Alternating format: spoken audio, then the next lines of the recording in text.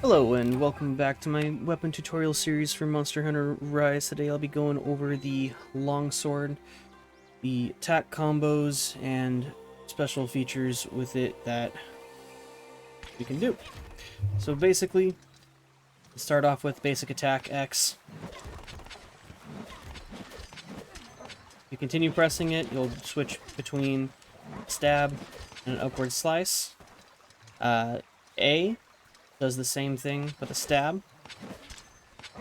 Goes back and forth between a stab and an upward slash.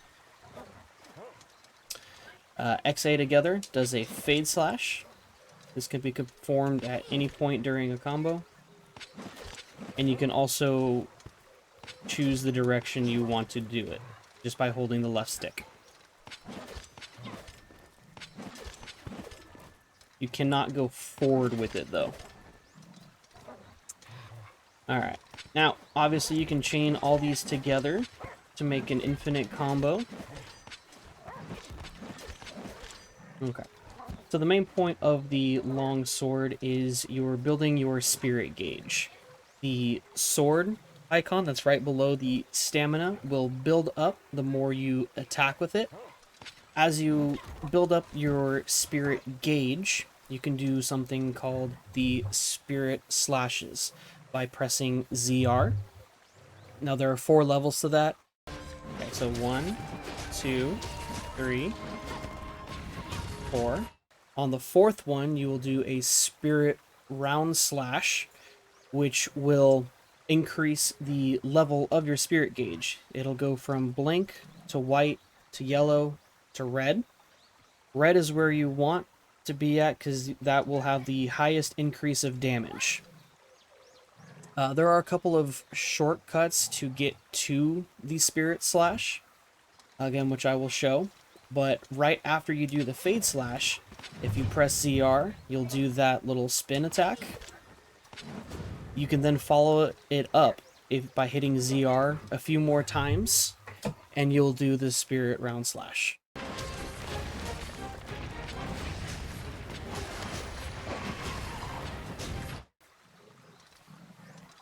Now, there's one move which is a counter, which is called the Foresight Slash. If you press ZR and A at the same time after an attack, like that, it has to be after an attack.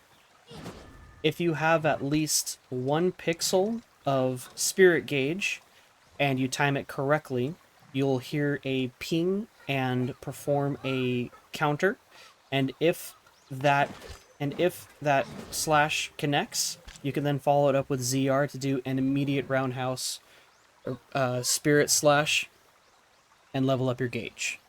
Also, with the longsword, it has something called a special sheath. After any attack, you hold ZR and press B. You'll put the sword back in its sheath for approximately 2.5 seconds, in which case you have your choice. You can either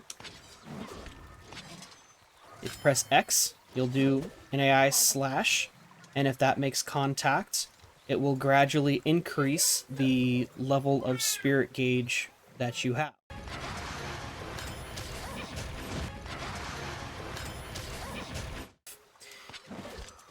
If you press ZR, you'll do an AI spirit slash. The AI spirit slash, if timed correctly, will act as a counter, and if the slash connects with the monster, it will level your spirit gauge by 1 level, no matter how much spirit gauge you have.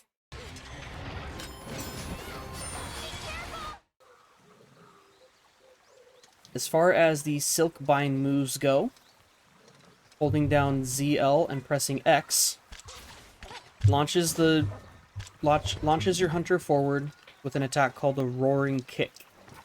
If it makes contact with the monster, you can do one of 2 things.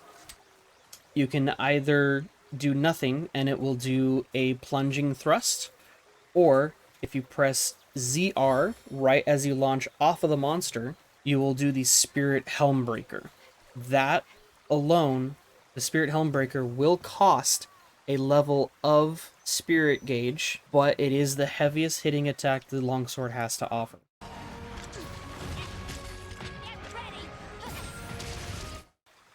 The other Silkbind move is this one here. It's a counter by pressing ZL and A.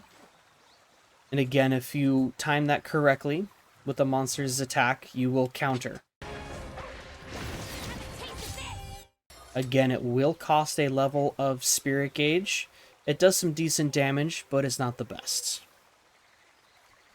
Alright, let's go ahead and put all these into action so I can show you what it is.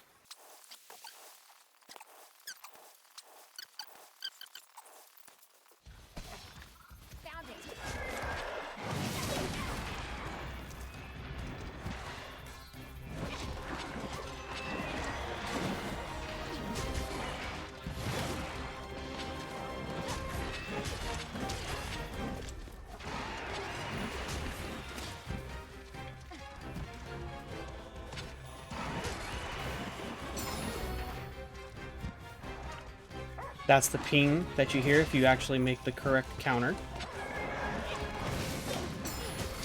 There, follow it up. Oh, I missed. Okay, so 1, 2, 3, 4. Special sheath. X. Didn't make contact.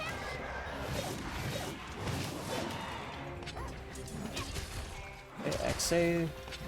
ZR, Roundhouse, Spirit Roundhouse, Special Sheath. Whoop, missed on that.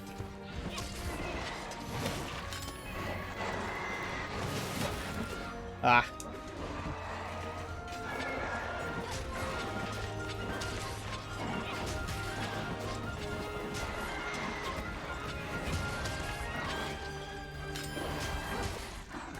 Okay.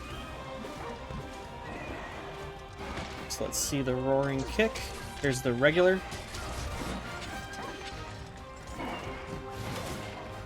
Roaring kick. That's the helm breaker.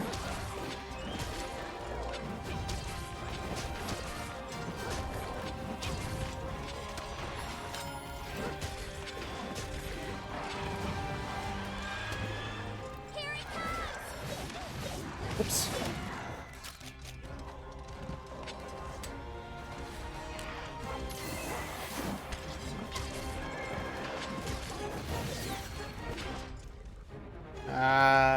Missed.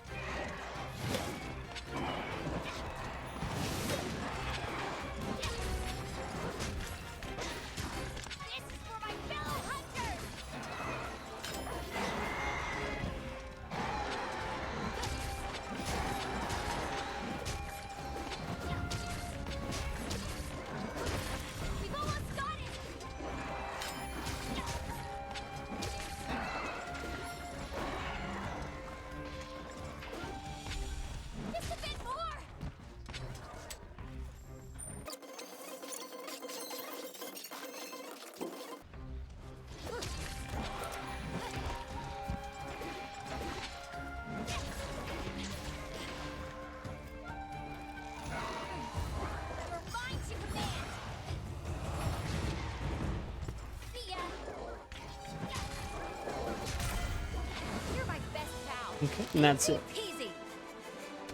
Obviously, one of the Silkbind moves was unable to correctly show you. Go ahead and plug that in later.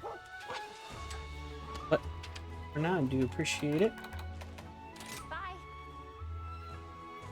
And I'll catch you guys in the next one.